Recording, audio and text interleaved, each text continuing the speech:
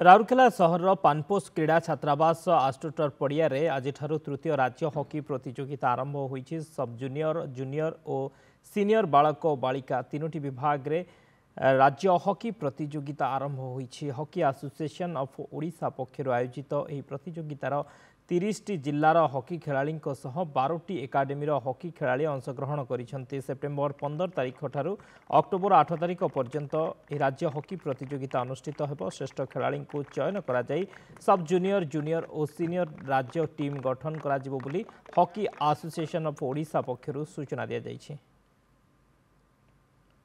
तृतीय वर्ष आम स्टेट हॉकी चैंपियनशिप आयोजन करूँ राउरकेला।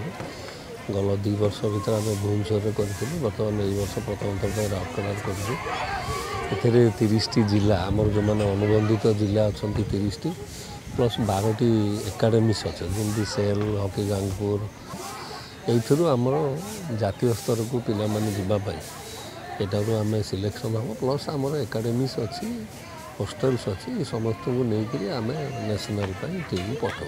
निश्चित भाव आगामी दिन में आम पिला राज्य स्तर में कौन आम सर्वभारतीय स्तर में भी जेपरी जड़े आज खेलुँ ओलंपिक आम सब आशा करूँ आमर 5-6 ओलंपिक खेलतु जमी झारसुगुड़ा हो प्रत्येक जिले में जदि जिलापाल माने चेष्टा करेंगे निश्चिंत भाव में सबू जिले में एस्ट्रोटॉप हो पार। आम कहूनु जे कि गवर्नमेंट सबू जगार करूँ किंतु जिलापाल जो इंडस्ट्री सब रही जो जो जिले में से माने जदि पृष्ठपोषक नियंते हॉकी को ताहले आगामी दिन में निश्चिंत भाव में आम सफल कर गोटे स्टेट लेवल चैंपियनशिप भी जोटा कि आम जो आम पार्टिसिपेशन नेशनल प्रिपरेशन करने को प्लस कोचिंग करने आम सिलेक्शन कमिटी गोटे कर प्रति ग्रुप्र स्पोर्ट डिपार्टमेंट हेल्प कर गोटे कोचिंग कैंप हम एवं नेशनल भल रिजल्ट करने से मेन एम।